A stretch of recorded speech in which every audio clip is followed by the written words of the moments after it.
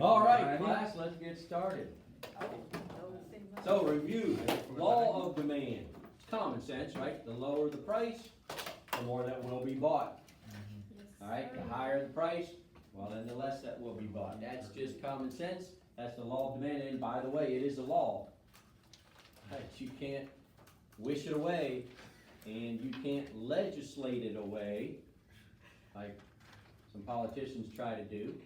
You can't ignore it and act like it's not gonna still be in effect, all right? It's just a law, the way it is. That we know. Any questions before we go to change in demand? Are there any questions on demand, as in the definition, the law of demand, or demand curves? Everybody understands how to read curves, right? Yes. All right, then we'll go on to change in demand. A little bit different concept here, so hang on to this one. Whoa.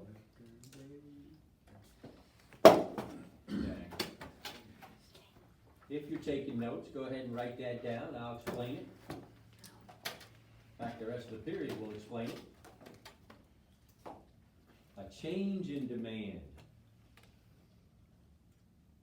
That's when the willingness on the part of the buyers to demand, wait a minute, demand is the act of what? Buy. Alright, so people will buy more or less of whatever good you're talking about at every price. So in other words, at a low price, they used to buy a certain number. At that same low price, now they're all buying, the people are buying more.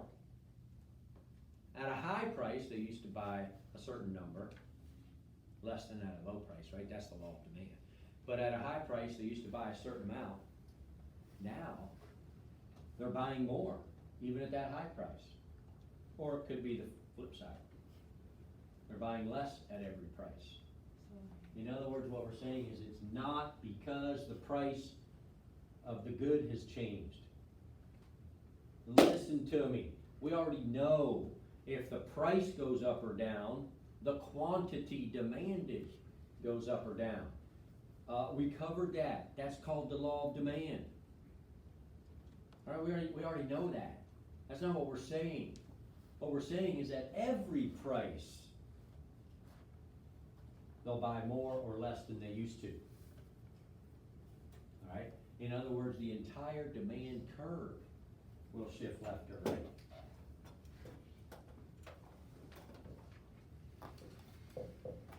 So if this is the demand curve, well, we already have illustrated the law of demand, right? At a high price, we have a low quantity bought or demanded. As the price goes down, the quantity demanded goes up. That's called the law of demand. Nothing new there. Alright, so, of course, as the price changes, the quantity demanded changes. I get it. That's not what change in demand is. There's a difference between change in demand and change in quantity demanded. Price changes, change in quantity demanded changes. What do you call that? Law of demand. Change in demand means no matter what price, the whole curve's gonna shift to the left or to the right. So in this, if the curve were to shift over here, then people are buying more than they used to at every price. So at this low price, they used to buy, so let's put the price here. At that low price, they used to buy that many. Now, they're buying that many. And same at high prices. They're buying more than they used to. It's still a curve, which still illustrates the law of demand. It's just that the whole curve is shifted. Or we could put it over here. Maybe, let's just do it. Alright? So let's say the demand curve is shifted to the left.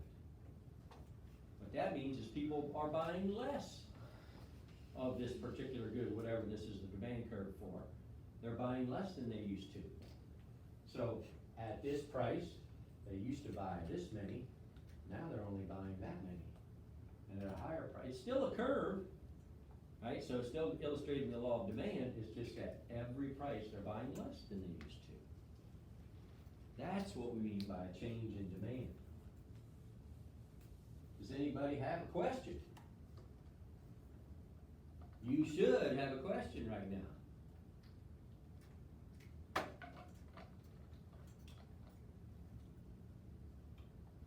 Can you give an example in real life? That's an outstanding question. Glad you asked that. The good question would be, what would cause something like that to happen? What would cause a change in demand? Well, good question. Thanks. Well, there are 4 things that cause a change in demand. 4 things that cause a change in demand. Here's one of them. We'll look at each one. You're gonna have to have your brain engaged. This is something you write down and then you know. You gotta grind some gears and understand this. Alright. If people's income changes, that would cause a change in demand. I mean, just think personally. If all of a sudden, you got a raise, you got a higher paying job, whatever, you have more money than you used to have. So what's our good of the day? Let's pick a good of the day. Motorcycles. A motorcycle? Yeah. Alright, that's the first and loudest one I heard. Talking about a Harley? Yeah. Alright. The more money you make, let's say that you're into motorcycles, the more money you make, cause you got an income, higher income, would you buy more or less motorcycles than you used to? Probably more, right? Maybe I used to buy one, maybe I'll buy 2. Right, and that would go for anything that would be on my shopping list, right? Personally, I don't buy motorcycles, so if I had more money, I wouldn't buy more motorcycles. They scare me. I used to have one and they go real fast and I get scared. But to Conley, if you had more, you'd buy more motorcycles, right? Or it's not just an individual. What about a whole community? Let's say that a new big company moves into Fort Myers and they open up a new factory or a new plant or whatever, and they are gonna hire 400 employees, all good paying jobs. All right, well, that's not just one person having an increase in income, a whole community has an increase in income. What's going to happen to the demand for pretty much everything in Fort Myers?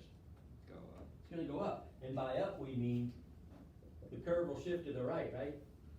So the demand for groceries, the demand for gasoline, the demand for movie tickets, well, maybe once coronavirus ends, whatever, the demand for haircuts, the demand for new clothes, the demand for, Shoes. golf green fees, shoes, you name it. The demand for everything will shift to the right. Why? Because people have more income. When people have a greater income, they're gonna spend it. Alright, so, yeah, there's still a curve. If the price of motorcycles or shoes or groceries goes down, well, people will buy more of it. We already know that's called the law of demand. But at every price, even at a high price, they'll demand more than they used to. That's the point. The whole curve is shifted. That make sense? Or of course it could go the other way, right? Maybe your boss just called you in and said, we're gonna have to cut back your hours. Alright, you have a lower income. Alright, well, you used to buy a certain amount of orange juice every week or whatever. You gonna buy more or less this week? Less. Are you buying less orange juice because the price of orange juice went up? No. No, you're buying less orange juice because you have less income. Alright, in other words, the whole curve shifted to the left for pretty much everything. Gasoline, clothes, motorcycles, you name it. Does everybody see how a change in income would change demand? Alright, I said there were 4 things that cause a change in demand. Let's look at the next one.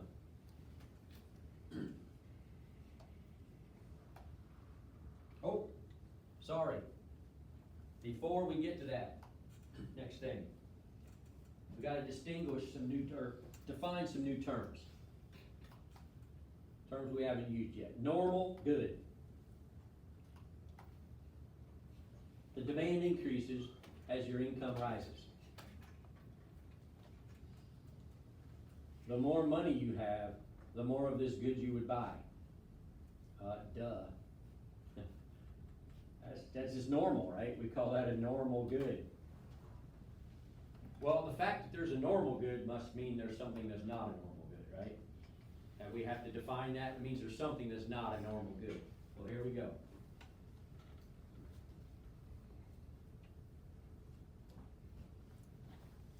There are goods called inferior goods. Now, little warning here. Whoop, whoop, whoop. Hear that warning alarm? Yeah. I'm gonna give you a warning. In economics, economists use terms that we might use in everyday language that means something to us, but that's not necessarily what it means to an economist. Economists have very specific meanings to their terms. Now, we know economics is a science, right? Anatomy and physiology, that's a science, isn't it? Anybody take anatomy and physiology? Isn't it just a bunch of terminology? Yes. I remember having anatomy and it's just terms. When it's time to study for the test, you just gotta memorize a bunch of terms. But what makes it challenging is there's terms you've never heard of until you got to this class. There's not terms that you use in your everyday conversation. Like, I still remember, I don't remember much about my anatomy and physiology class, but I remember one term because it's a cool word. Occipital protuberance. I don't know why that term sticks in my head. Occipital protuberance. So much better. Anybody know what that means? Something you dry. No.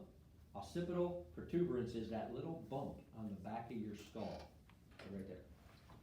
You want occipital protuberance. Go ahead, feel it. I see a lot of you feeling your occipital protuberance. Go ahead, Madeline, come on, you know you wanna feel your occipital protuberance. Everybody has one. It's just a bump. I guess the reason I remember this is because I have a rather prominent occipital protuberance. Like if I lay down like on a hard surface, like a whatever, no pillow, I gotta lay my head to one side or the other because it's so pointy, sticks out, so it hurts.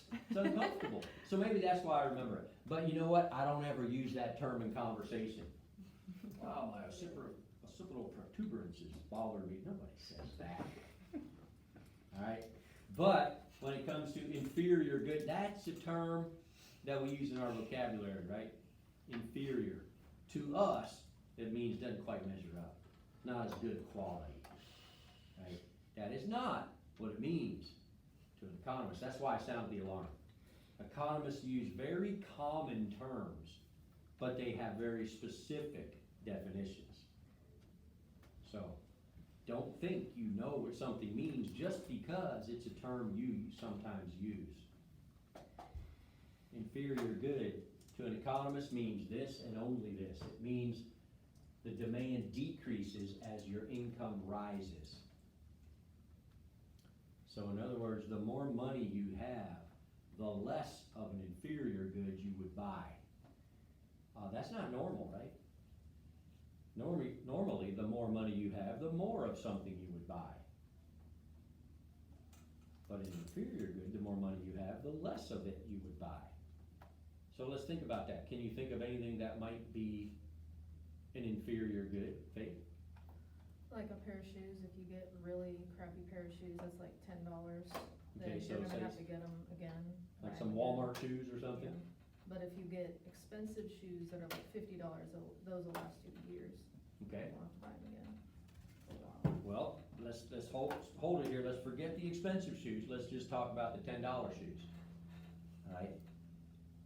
If you got a raise and you had more money, you might buy less of the cheap shoes, right? Mm-hmm. So in that example, the cheap shoes would be an inferior good. Alright? Now, we might know, like Faith is pointing out, they're not as good quality, that's why they're $10, right? they're not gonna last as long. Alright, while that might be true, that's not what inferior means, alright? That's a good example, Faith. Anybody else have an example of what could be considered an inferior good?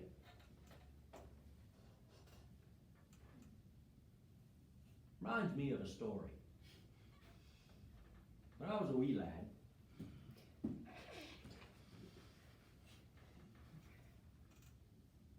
I think I shared with you when I was born, when my dad got saved, right? Well, right after that, before I turned 1, he lost his business. Alright, big long backstory, I'm not gonna tell you about it, but his friends betrayed him. Alright, he thought they were his best friends and they ripped him off in the business they had started together. And he was expecting to be a successful businessman and he is bankrupt. And we were poor. Now, when you're a little kid, and it's the only life you ever lived, you don't know. We were like beyond poor. I remember the house I grew up in, up until age 5, was a 2-story house. And when I would sit, I was learning to go potty by myself. I would sit on the toilet. There was a hole in the bathroom floor. And I could see my mom in the kitchen. Through the floor. Down on the first floor. I didn't think anything of it. I didn't know, hey, my family's poor. All I knew is, I thought everybody could sit on the toilet and see their mom in the kitchen. What do you know when you're a little kid, right? It's just all you know. And for breakfast, because we didn't have much money, couldn't afford groceries, my mom would take saltine crackers, crumble them up, and we'd pour milk on it. And that would be our breakfast cereal, kind of soggy. I used something. Crumble up crackers and pour milk in it, and that was breakfast. I didn't know any better, did I? That's breakfast. And then at age 5, my dad started a new business. It took off, started making money. We moved out of that house, right? We moved into a brand new house in a little subdivision in the suburb, right? And Mom started going to the grocery store. This changed this changed this little 5-year-old's whole world. Breakfast cereals, man. Fruit Loops. Frosted Flakes. Oh, yeah. They're great. That's what I heard. Cocoa Krispies. Turns your milk chocolate. When you're done eating this, you're left with chocolate milk. No more soggy crackers and milk for me. Breakfast cereals, and the more sugary the better. To this day, ask my wife and my kids, ask my older brothers and everybody that knows me, I still love cereal to this day. I eat it almost every night before I go to bed. I don't eat it for breakfast. I eat it at night. And the more sugary the better. Still my favorites. Right now, in my closet at home, I got Fruit Loops, I got Frosted Flakes. Well, let me Cocoa Krispies right now. I think I'll get them next week. I got 4 boxes of Fruity Pebbles. Fruity Oh, Pebbles. Fruity I Pebbles like. are Sometimes I'll vary off the loops and get the pebbles. Pretty Pebbles are Yeah. good. Apple Jack. You know what? I don't like cinnamon, so I was never an Apple Jacks fan. No, Awesome. Fruity Pebbles, those are the But I know what you're going with that. That's it. Reese's. All right. So now get back to economics, right? None but dumb stories. What's the point? The point is, once my dad started making more money, do you think we bought more or less saltines? Less. Less. Well, I don't. We got more money. Why don't we buy more saltines? Because as our income increases, our demand, which is the act of buying, decreases. Right? Now, does that mean you can always call saltines an inferior good? No. No. Does that mean you can always call inexpensive shoes always an inferior good? No. No, because to somebody, if they make more money, they might buy more saltines, right? Because they like crackers. Or to somebody, if they make more money, they might buy more pairs of cheap shoes than they used to. So to them, cheap shoes would be what kind of good? Normal. A normal good. So it's not like you can say any one thing is always an inferior good, because it has nothing to do with the quality. It has nothing to do with how it measures up to something else.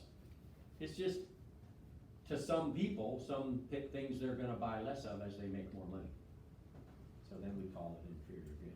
Does that make sense now? Yes. Yeah. Make myself hungry for Fruit Loops. You got a box back there? I thought he was I gonna don't pull some out. Sometimes I'll eat them dry. Like I do popcorn, that. watching a movie, I'll get a box of Fruit Loops and eat them dry. One time I tried eating with orange juice because we ran out of milk. It was kind of gross. Ooh, It no, wasn't bad though no, because they no. were fruity. Nah. It was just different. Alright, so there are four things that cause a change in demand. Second one is a change in the price of a related good. Alright, let that sink in. What that means is the good that we have the demand curve for, nothing's changed, the price hasn't changed, but the price of a related good has changed. Alright, so, let's say that we're gonna do the demand curve for chicken. Alright, you know, like chicken eat for dinner. Or for whatever reason, let's say the price of beef skyrockets, the price of beef goes way up. What will happen to the demand curve for chicken? Now, It'll this has nothing to do with beef, this is just the chicken demand curve. What will happen to the demand curve? go to the right. It'll shift to the right one. Mm-hmm. It's still a curve, because the law of demand still applies, but we will buy more chicken at a low price than we used to. We'll buy more chicken at a high price than we used to. Why? Is it because the price of chicken went down? No. No, the price of chicken is the same as it ever was. We're buying more chicken because there was a change in the price of a related good, in this example, beef.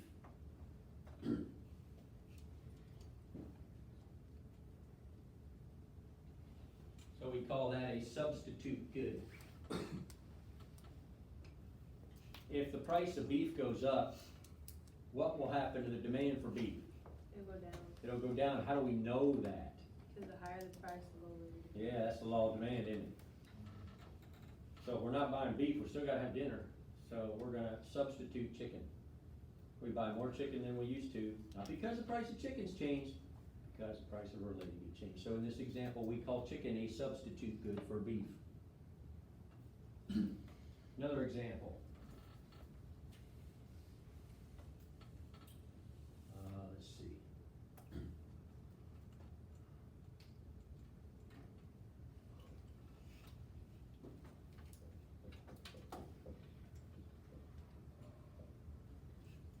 Do a demand curve for cell phone cases.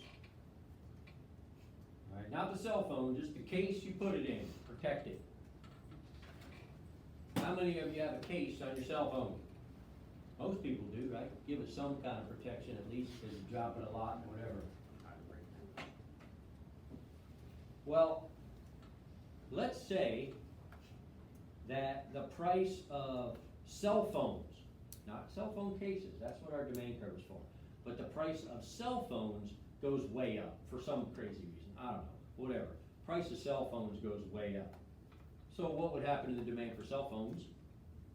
down. It'll go down, that's the law of demand. Alright, well, what do people usually buy with a new cell phone? The case. A case to put it in. So if people are buying less cell phones, that means the demand curve for cell phone cases is gonna do what? Go down. Gonna go down, which means shift To the left. to the left. Alright, so we buy less cell phone cases than we used to. Are we buying less because the price of cell phone cases went up? No. No, but because there's been a change in the price of a related good.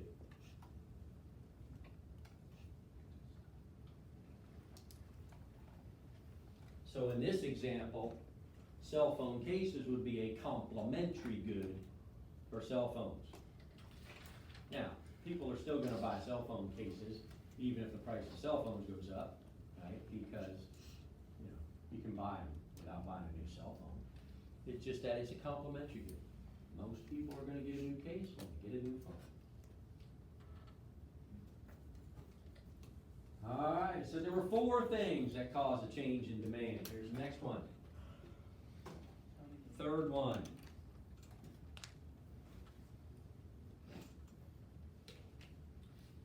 change in tastes and preferences. Hey, people are fickle, right? We're always changing what we want. This is the whole idea of, say, like fads. Things that are all the rage for a little while. They're all popular, they come and go. At first, when it's the newest, latest, greatest thing, everybody wants one, right? They stand in line forever to get one, whether it's the latest cell phone or whether it's the opening of Krispy Kreme donuts in Fort Myers. Remember those lines? Oh, yeah. Yeah. Or whatever it is, it's just come out. It's all the rage, everybody's gotta have one. Alright, and then, after a while, that kinda gets old, and you're not interested in buying that as much anymore, because something new and better has come out, and now you want that. So while it's popular, the curve will shift to the right. Everybody's gotta have one. Even at a high price, you'll buy more than you used to because it's all the rage. But then as it dies out pretty soon, we're not talking cell phone cases anymore, we're talking the latest fad, whatever that is. Alright, after a while, interest dies out, people are buying less at every price than they used to. Cause there's something more exciting. I mean, we've all lived through those, I've lived through more than you, right, cause I'm old, but that's kind of America, right, that's the way it works. I mean, just think of like Disney or Pixar movies when you were growing up, what were the popular ones? Cars, there you go. Toy Story, was that kind of your era? One of the toys. Woody and Buzz Lightyear. And you had to have the Toy Story backpack and lunchbox I and had Mr. maybe even tennis shoes or, I look like you know, the Queen the Dad. little figurines. The what? The Lightning Queen Dad. Queen bed? The race Well, car like bed. the race car bed. Oh, yes. Yeah, those are. I know, I've seen that, I know what you mean. And princess shoes, you know. I mean, Conley still got his Buzz Lightyear underwear, right?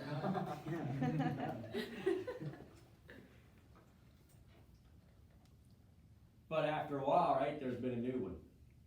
There's been a dozen, 20 new latest Disney Pixar movies since it, plus you've grown up, right? But this generation's got their thing, it's always something, right? I remember a long time ago, you know, at Christmas time, that's usually when somebody's gotta have the latest greatest thing. You've probably seen these. My brother-in-law got one for Christmas, and we all gathered around, it was so funny. Right, it's this like rubbery fish mounted on a fake plaque, Yeah. and you push a button, and the fish's mouth moves, and it sings some dumb song in like a weird voice. And we all gathered around and we laughed, hey, look at that, that's funny, his mouth's moving, right? And who knows how much they paid for it, it was a big Christmas gift, right? But even by the end of Christmas Day, alright, we'd push that thing so many times like, shut that thing up already, I'm tired of hearing that, alright? We don't wanna buy that anymore, right? The rage is already over. Fads, man, in America, you can pretty much sell anything. Reminds me of a story. I remember one, pretty much right when I moved to Florida, which is a long time ago, about 30 years ago. You could get the perfect pet. You could even get it at a department store like Macy's, big high-end department store back in the day. The perfect pet. It doesn't bark, it doesn't shed, you don't have to walk it, you don't have to put it in the kennel when you go on vacation, it doesn't make a mess. It's the perfect pet, the pet rock. Wow. Literally. At like Burdines or Macy's, some big department store, you could buy a pet rock. It actually came in a little wooden cage. There's a rock in there. And you name it and take it home. It's $10 or something for a pet rock. I was like, wait, I'll just go rescue a stray. I'll go out in the street and get my own, you know. I'll pay $10 for, what is it, a purebred rock? I don't get it. But they sold, right? That was all the rage. Everybody thought that was hilarious, right? So, demand curve for pet rocks shifted to the right. And since then, it's shifted way to the left, right? We're not interested in that. But man, you could sell anything.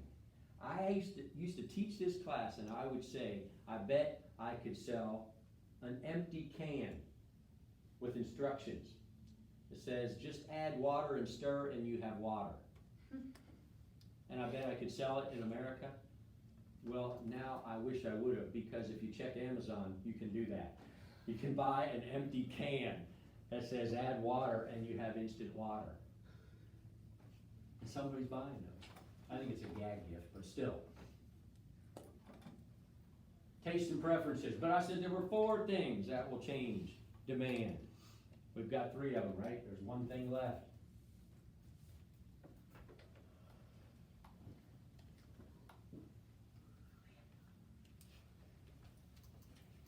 A change in expectations will change demand.